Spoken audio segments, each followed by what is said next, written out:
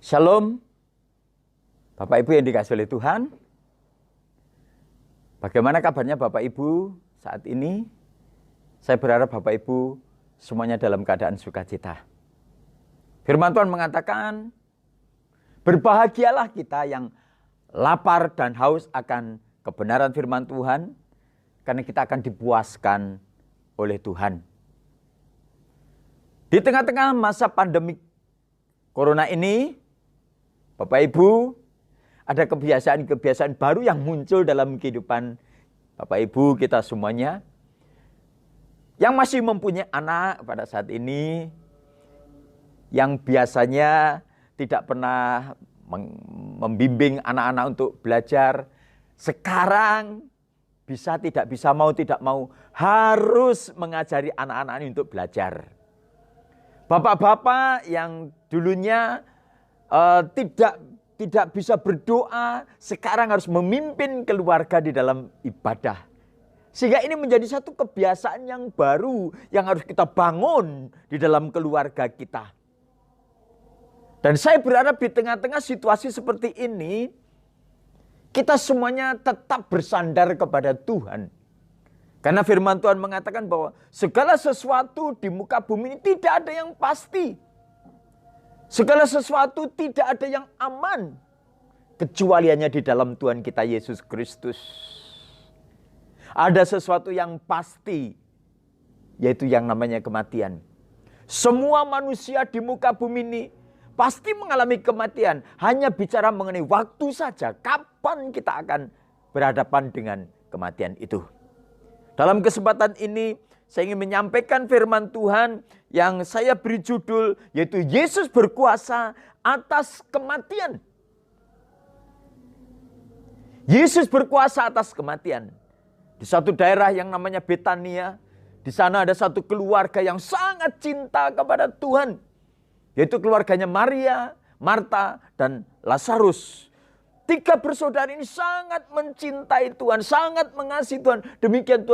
Demikian juga Tuhan sangat mengasihi kepada keluarga ini. Tetapi suatu saat Lazarus mengalami sakit.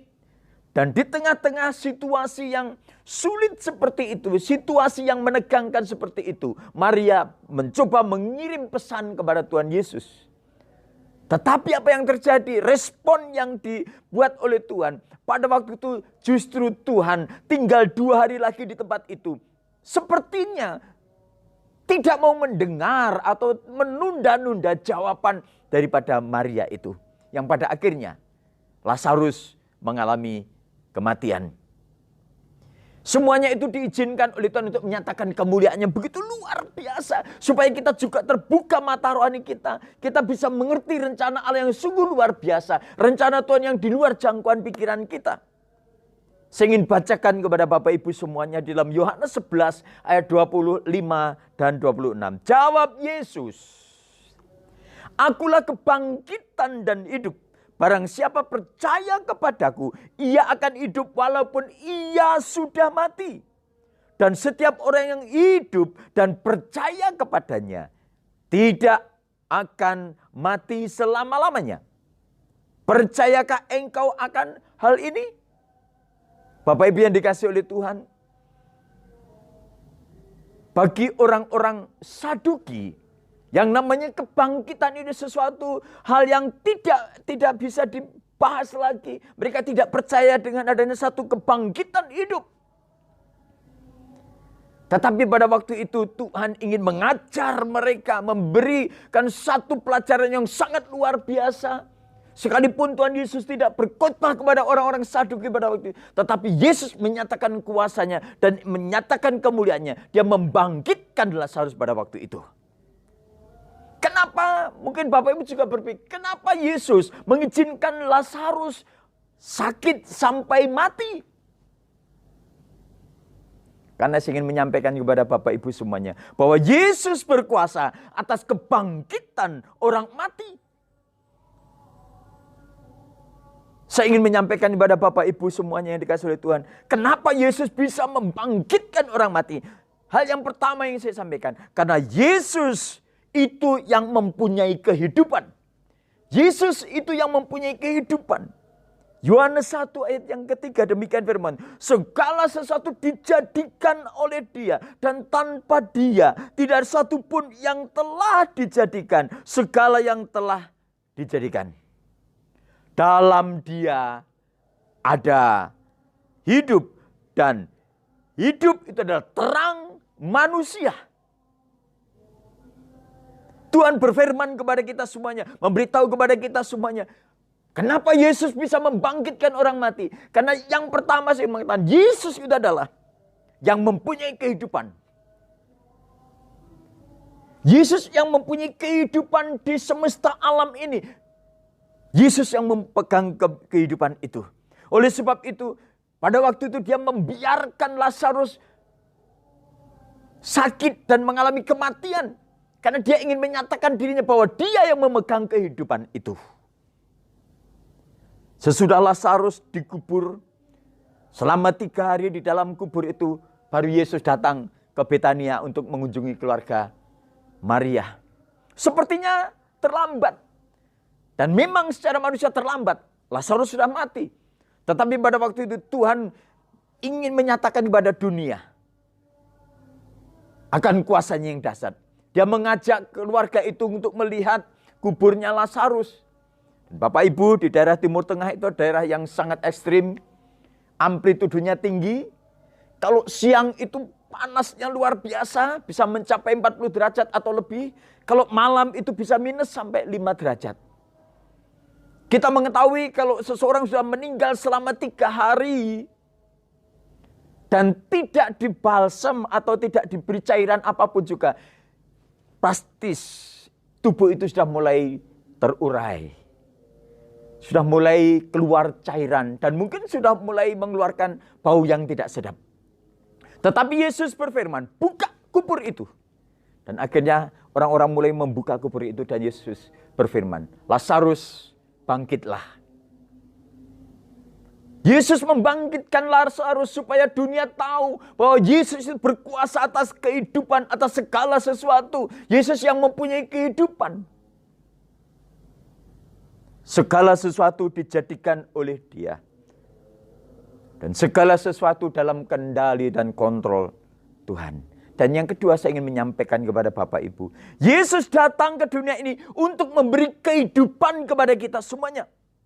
Dalam Yohanes 10 ayat 10 demikian. Pencuri datang hanya untuk mencuri dan membunuh dan membinasakan. Aku datang supaya mereka mempunyai hidup dan mempunyainya di dalam segala kelimpahan. Bapak Ibu perhatikan ayat ini, firman Tuhan ini, bahwa Yesus datang ke dunia ini untuk memberi hidup dan mempunyai dalam segala kelimpahan. Tetapi pencuri datang hanya untuk mencuri dan membunuh dan membinasakan. Semua kita akan mengalami kematian. Tetapi sesudah itu ada 2 pilihan. Ada 2 kehidupan. Yang satu kehidupan kekal dan yang satu kebinasaan. Mereka yang hidup di dalam Tuhan akan mengalami hidup yang kekal bersama dengan Tuhan. Tetapi mereka yang tidak percaya kepada Tuhan dan menolak karya penebusan Tuhan Yesus, mereka akan binasa. Bapak Ibu yang dikasihi oleh Tuhan, Yesus datang supaya kita mempunyai hidup dan mempunyainya dalam segala kelimpahan. Ini berita besar yang saya sampaikan kepada Bapak Ibu semuanya. Yesus datang supaya kita mempunyai hidup dan mempunyai dalam segala kelimpahan. Oleh sebab itu, saya menyampaikan kepada Bapak Ibu, ini berita yang sangat luar biasa yang harus kita tangkap hari-hari ini. Mungkin saat ini engkau menghadapi masa yang sulit. Bahkan mungkin secara manusia tidak ada lagi harapan. Seperti keluarganya Maria, adiknya sudah mati. Lazarus sudah mati, sudah dikubur. Tidak ada harapan untuk hidup lagi. Tetapi Yesus datang. Yesus memberikan hidup dan mempunyai dalam segala kelimpahan. Dan yang ketiga saya ingin menyampaikan kepada Bapak Ibu, kepada kita semuanya. Yesus datang ke dunia ini untuk memberi harapan kepada kita. Yesus datang untuk memberikan harapan kepada kita semuanya. Seperti Marta Maria pada waktu itu, dia merasa, oh sudah tidak ada harapan lagi. Adikku sudah mati, adikku sudah dikubur, ya sudah. Mungkin itu juga terjadi dalam kehidupan Bapak Ibu Saudara semuanya. Bisa juga Bapak Ibu sudah tidak ada harapan lagi dengan kehidupan ini. Ya sudah, saya menjalani hidup seperti ini. Mungkin karena tekanan yang sangat luar biasa dalam hidup saudara, sehingga saudara mengatakan, aku sudah tidak ada harapan lagi. Mungkin engkau tertekan oleh karena keadaan keluarga. Mungkin juga bisa terjadi oleh karena sakit penyakit. Yang pada akhirnya engkau tidak ada harapan hidup lagi. Suatu saat Tuhan bawa saya untuk bertemu dengan seseorang yang sudah mengalami sakit selama 3,5 tahun. Dan orang bilang itu sebagai bunga ranjang. Saya datang ke sana dan menyampaikan firman Tuhan, menyampaikan kabar baik ini, menyampaikan berita mengenai Yesus. Saya sehari, 2 hari datang ke sana. Pada akhirnya beberapa bulan saya terus datang ke sana. Dan pada akhirnya orang ini membuka hati sedikit. Dan kemudian saya menyampaikan berita mengenai kabar baik ini. Bahwa Yesus berkuasa atas kehidupan kita. Dan akhirnya dia mengatakan, saya percaya itu. Dan setelah itu saya berdoa dan memberkati orang ini. Pada akhirnya orang yang sudah mengalami lumpuh 3,5 tahun itu bisa dibangkitkan dan sembuh. Dia bisa berjalan dan bisa pergi ke gereja untuk datang beribadah.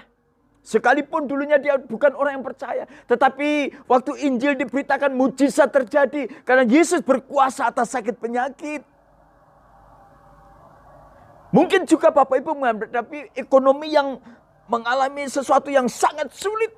Tidak mungkin saya mengalami kebangkitan secara ekonomi. Suatu saat saya berdoa untuk seorang ibu yang terjerat dengan utang. Dan utangnya sangat besar pada waktu itu. Kira-kira 10 tahun yang lalu, nominal hutangnya itu sangat luar biasa.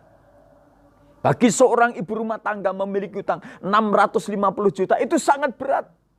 Dan akhirnya dia datang kepada Tuhan dan kami berdoa bersama-sama. Sementara kami berdoa sampai 6 hari kami berpuasa.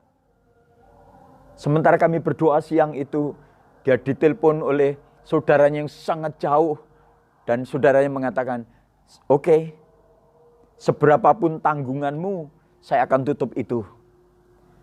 Bapak Ibu yang dikasih oleh Tuhan, tidak ada yang mustahil bagi Tuhan, tidak ada yang mustahil bagi orang-orang yang percaya. Mungkin studimu mengalami satu masalah, apalagi saat-saat ini di era seperti ini. Anak-anak yang sedang mengerjakan skripsi, membuat tesis, membuat disertasi, terhalang oleh karena situasi yang ada. Dan mungkin membuat engkau menjadi satu tekanan yang sangat luar biasa. Tapi saya ingin mengatakan, Yesus sanggup untuk menolongmu. Mungkin kalau engkau ditanya, sampai di mana skripsimu? Bab berapa? Mungkin engkau tidak bisa menjawab. Dan engkau mengatakan, aduh om, skripsi saya bablas. Bukan bab 3 tetapi bablas. Karena sulitnya untuk mencari data dan sebagainya. Tetapi saya ingin mengatakan Tuhan sanggup untuk menolong engkau. Mungkin engkau mengalami keluarga yang sangat rancau. Sulit. Saya pernah bertemu dengan satu keluarga yang sudah cukup lama berpisah, suami istri itu. Dan waktu saya bertanya satu persatu, istrinya menjawab, oh, cinta saya sudah mati. Suaminya saya juga bertanya, bagaimana Pak? Dia mengatakan, saya sudah mati. Cinta saya terhadap istri saya sudah mati. Saya berdoa kepada Tuhan dan saya mulai berdoa minta cara bagaimana keluarga ini kembali dipersatukan dalam Tuhan. Akhirnya saya berdoa dan saya mendapatkan hikmat daripada Tuhan. Dan pada akhirnya saya kembali berdoa untuk keluarga itu. Dan saya undang, ada beberapa jemaat yang saya ingin menyaksikan bahwa peristiwa itu luar biasa. Kemudian tiba-tiba istrinya yang tadinya sudah menutup hati, suami sudah menutup diri. Tiba-tiba pada waktu itu saya bertanya kembali, apakah engkau masih mengasihi, mencintai istrimu, suamimu? Mereka hanya berdiam saja. Dan pada akhirnya dia mulai menganggukkan kepalanya. Begitu dia menganggukkan kepalanya, tiba-tiba istrinya mulai menangis. Dan di situ roh Tuhan bekerja. Dan saya berdoa untuk keluarga itu. Keluarga itu akhirnya saya tanya kembali, apakah engkau masih mengasihi suami? Apakah engkau masih mau menerima istrimu? Istrimu, apakah engkau masih mau mengampuni suamimu? Dan kedua-duanya masih mengatakan, ya. Dan akhirnya saya perintahkan untuk mereka untuk bergandengan tangan. Dan saya berdoa bersama-sama dengan beberapa jemaat pada waktu itu. Saya tumpang tangan kembali. Saya mengatakan di dalam nama Yesus, engkau yang sudah persatukan oleh Tuhan, terimalah kasih karunia Tuhan ini. Dan puji Tuhan, akhirnya keluarga itu dipulihkan kembali, hidup bersama dengan kedua anaknya.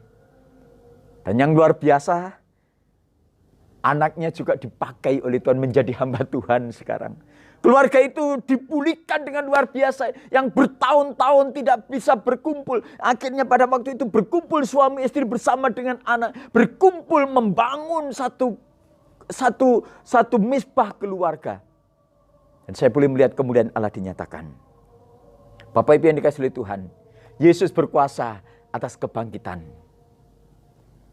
Jikalau engkau pada saat ini mendengar berita ini dan engkau memiliki persoalan yang sepertinya tidak mungkin. Oh, ini sudah mati, ini tidak ada harapan. Saya katakan, Tuhan Yesus sanggup untuk menolongmu. Sanggup untuk membangkitkan perekonomianmu. Sanggup membangkitkan engkau dari sakit penyakit. Sanggup membangkitkan kecerdasan pemikiranmu untuk menyelesaikan studi dengan baik. Sanggup membangun keluarga sehingga engkau menikmati berkat Allah yang sungguh luar biasa. Tuhan Yesus sanggup. Dia berkuasa atas hidup ini. Oleh sebab itu pada saat ini, percaya saja. Percaya saja. Percaya saja kepada Tuhan Yesus Kristus. Engkau akan melihat mujizat dinyatakan. Haleluya. Haleluya. Kiranya Tuhan akan menolong kita semuanya. Dan Roh Kudus akan memimpin kita semuanya dalam kebenaran. Haleluya.